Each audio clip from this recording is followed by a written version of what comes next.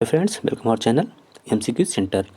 तो दोस्तों, आज मैं आपसे डिस्कस करूंगा कि जितने भी लॉ के जो स्नातक छात्र हैं, जितने भी विधि के स्नातक छात्र हैं, आखिर वो पीसीएस की तैयारी क्यों नहीं करते हैं। आप अक्सर देखते होंगे कि ज़्यादातर छात्र जो हैं, जिन्होंने लॉ से ग्रेजुएशन किया है लॉ से, वो ज़्यादातर पीसीएस जे की तैयारी करते हैं या एपीयू की तैयारी करते हैं, यानी एक लाइन में करके हैं।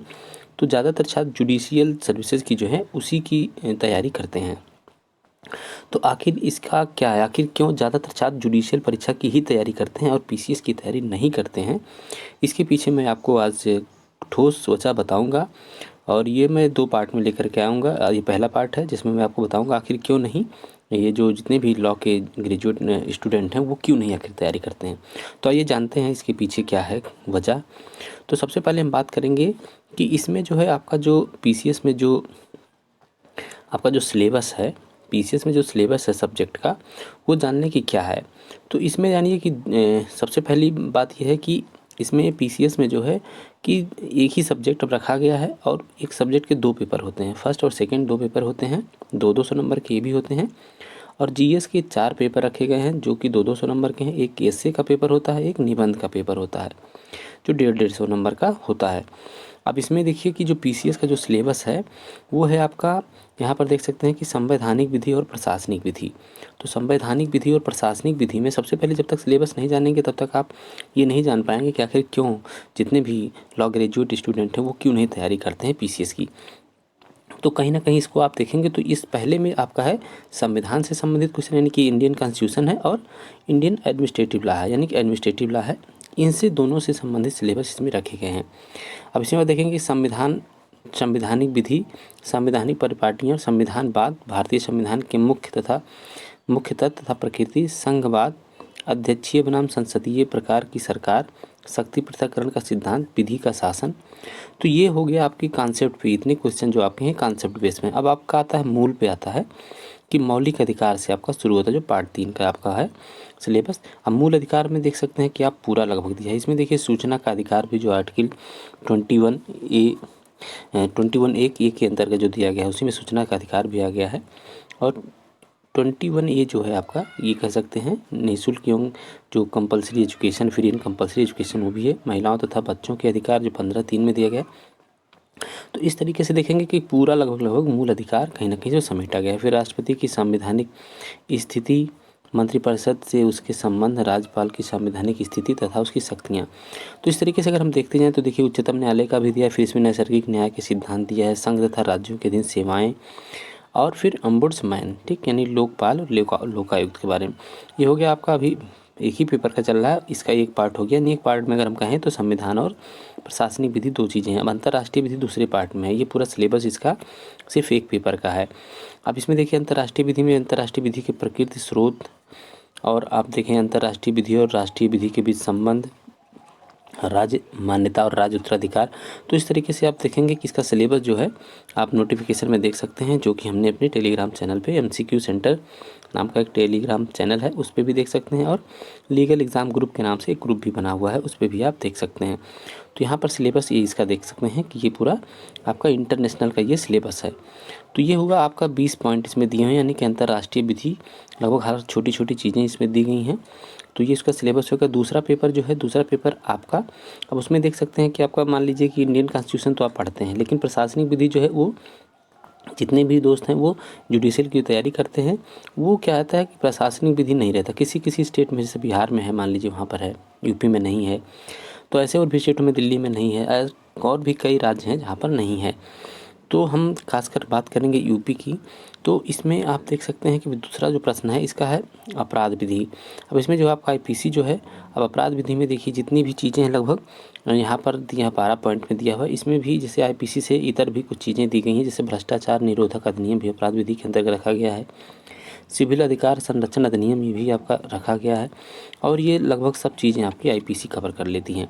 दूसरा आपका पेपर आता है इसी में, मतलब उसी का पार्ट है, ये नहीं कि पेपर है, द्वितीय प्रश्न पत्र है, इसके अंतर्गत ये सब चीज़ें आती हैं। अपकृत्य विधि ने टाट जो लॉ है अब इसमें भी आप देख सकते हैं कि जो सिलेबस है लगभग ये भी चीज़ें आपकी जुडिशरी में हैं, तो इनको पढ़ने में कोई प्रॉब्लम नहीं होती होगी। और संविदा विधि और वाणिज्य विधि, तो संविदा विधि और वाणिज्य विधि में भी लगभग ये सब कहीं ना कहीं आपके इसमें जुडिशरी में हैं। इसमें आपका आता है निगोशिएबल इंस्ट्रूमेंट एक्ट, तो ये आपका मान लीजिए कि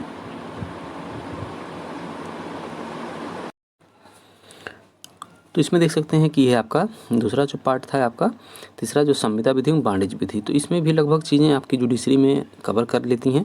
इसमें आपका निगोशिएबल इंस्ट्रूमेंट एक्ट नहीं है, आपका पार्टनरशिप है, माल विक्रय आपका नहीं है इसमें आपका जुडिशरी में। तो ये दो चीज़ें आपकी बढ़ती हैं यहाँ पर, और लगभग चीज़ें आपकी लगभग सभी चीज़ें वो हैं जो आपके जुडिशियल एग्ज़ाम में हैं। फिर आता है आपकी समकालीन विधिक विकास, इसमें जो आता है जनहित याचिका की अवधारणा तथा पर्यावरण विधि, तो पर्यावरण विधि भी जुडिशरी में नहीं है, यहाँ पर अलग से आ जाता है। सूचना का अधिकार अधिनियम उत्तर प्रदेश में नहीं है जुडिशरी में। वैकल्पिक विवाद समाधान संकल्पना प्रकार, ये सब भी चीज़ें कहीं ना कहीं आपकी मान लीजिए सीपीसी में थोड़ा सा कवर होता है। तो और उसमें जैसे सीपीसी क्या आप कह सकते हैं, जो आपका जैसे कंसिलेशन का जो ट्रिब्यूनल वाला जितने भी पोर्शन उस तरीके से अधिकरण वाले जो यहाँ से आ जाते हैं आपके, तो ये चीज़ें इस यहाँ पर नहीं, बिहार में है। ये जो सिलेबस ये बिहार में है, आपका यूपी में नहीं है। प्रतियोगिता विधि के लक्ष्य उद्देश्य तथा मुख्य विशेषताएं, तो ये तो कॉमन सेंस की मान लीजिए कि ये क्वेश्चन है। फिर अभिवचन सौदा, तो ये भी प्ली बार्गेनिंग भी आपका कहीं ना कहीं सिलेबस में आ जाता है। सूचना प्रौद्योगिकी अधिनियम जो आईटी एक्ट आपका है, ये भी कहीं ना कहीं आपके सिलेबस में यूपी में नहीं है, ये जैसे दिल्ली में है मान लीजिए और झारखंड में है, तो और कई स्टेटों में है। आपराधिक दायित्व जो है ये इसमें जो है दीवानी दायित्व और आपराधिक दायित्व, तो आप देख रहे हैं कि सिलेबस में कहीं ना कहीं थोड़ा थोड़ा डिफरेंस है। ठीक, जैसे अंतर्राष्ट्रीय विधि पूरा जो है वो यूपी में क्या है प्री में है, मेंस में नहीं रखा गया जुडिशरी का, लेकिन यहाँ पीसीएस में जो है वो दोनों चीज़ें हैं। मतलब आपका प्री में तो खैर सब्जेक्ट नहीं रहता है, बस मेंस में ही सब्जेक्ट रहता है। तो अब अगर एक हम निष्कर्ष पहुँचें, आप इधर देखिए इसका जीएस का सिलेबस देख लें, फिर हम ऑल ओवर फिर बात करते हैं। तो जीएस में जो इसका प्रथम प्रश्न पत्र है, तो देखिए राष्ट्रीय और अंतर्राष्ट्रीय महत्व की सामयिक घटनाएं हैं, भारत का इतिहास एवं भारतीय राष्ट्रीय आंदोलन, भारत एवं विश्व का भूगोल, यानी कि जितनी भी चीज़ें लगभग हैं, economics, history, geography, political science, ठीक है, और फिर पर्यावरण विधि, ये सब चीज़ें, सामान्य विज्ञान, ये सब जितने हैं राष्ट्रीय अंतर्राष्ट्रीय जो करंट की जो घटनाएं होती हैं, इतिहास जो है पूरा, तो तीनों इतिहास, फिर भारत का भूगोल, तो ये सब चीज़ें जो हैं आपकी यहाँ पर विस्तार से होती हैं। जुडिशरी में क्या है, आपका एक पेपर जीएस का होता है, मान लीजिए प्री में भी होता है और मेंस में भी होता है, तो वहाँ पर इतनी विस्तार से चीज़ें नहीं रहती। वहाँ की जो क्वेश्चन का लेवल होता है वो थोड़ा सा इससे आसान होता है, और यहाँ पर थोड़ा सा क्या होता है, क्वेश्चन थोड़ा सा डीप में जा कर के पूछता है, तो ये थोड़ा सा लोगों को दिक्कत होती है। अब यहाँ देखिए कि आप दूसरे प्रश्न पत्र में इसमें कंप्रीहेंशन है, अंतर वैयक्तिक क्षमता, जिसमें संप्रेषण कौशल भी समाहित होता है। तो ये जो सीसैट का जो पेपर है, इसमें भी ज़्यादातर लोग होते हैं कि इसको क्वालिफाई ही कर लेते हैं। इसमें सामान्य बौद्धिक योग्यता यानी कि रीजनिंग भी आती है, और इसमें गणित के भी क्वेश्चन रहते हैं, इंग्लिश के भी रहते हैं, हिंदी के भी रहते हैं। तो ये सब क्या होता है कि इसमें लगभग लोग कर लेते हैं, इसमें उतनी प्रॉब्लम नहीं आती है। जो थोड़ा सा भी इसमें एफर्ट कर लेता है उसको कहीं ना कहीं वो क्वालिफाई कर जाता है। अब बात आती है कि आखिर क्यों नहीं लड़के करते हैं। ठीक, मूल प्रश्न यही है कि आखिर क्यों लोग जुडिशरी की जो मतलब जो लॉ के ग्रेजुएट स्टूडेंट हैं वो क्यों नहीं करते हैं। तो अब सबसे पहली बात आपके सामने आती है कि दोनों के सिलेबस में कहीं ना कहीं अंतर है। लेकिन जैसे होता क्या है कि जुडिशरी यूपी में एक सिर्फ 4 चांस दिए जाते हैं। कितने? सिर्फ 4 चांस। पीसीएस का इस तरीके से कोई चांस लिमिट नहीं है, दोनों के पॉजिटिव और नेगेटिव जो पहलू हैं। जुडिशरी में 4 चांस, इधर अनलिमिटेड चांस है, इधर अनलिमिटेड चांस है।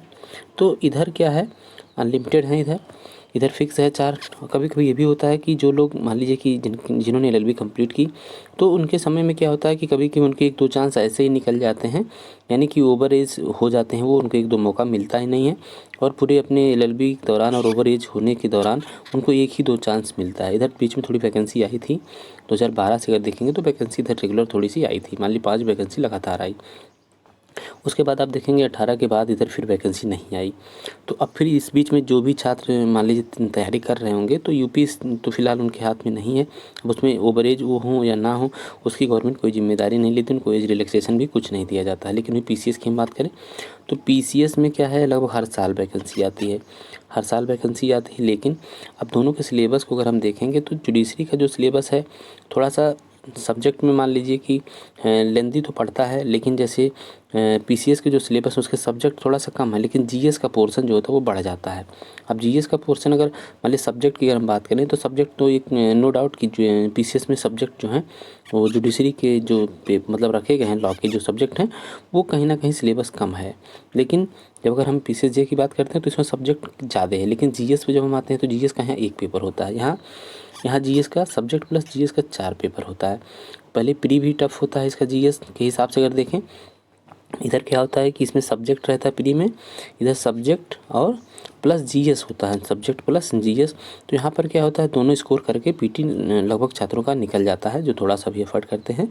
लेकिन इधर क्या है सब्जेक्ट नहीं है, इधर जो है सब्जेक्ट जो है सब्जेक्ट नहीं है, सिर्फ क्या है जीएस है और सी सेट है।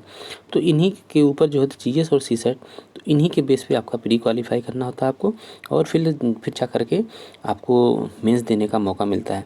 इधर क्या है आपका 150 क्वेश्चन आएंगे, सब्जेक्ट में 150 आएंगे मान लीजिए, आपके जीएस में आएंगे। सब्जेक्ट 2 नंबर का होता है जीएस का, और सब जीएस का जो है 1 नंबर का होता है। तो यहाँ पर ज़्यादा स्कोर आप सब्जेक्ट में कर लेते हैं क्योंकि सब्जेक्ट बार बार आदमी पढ़ता है। तो एक बार किसी चीज़ को पढ़ते रहने से क्या होता है फिर उसको छोड़ पाना बहुत ही मुश्किल होता है।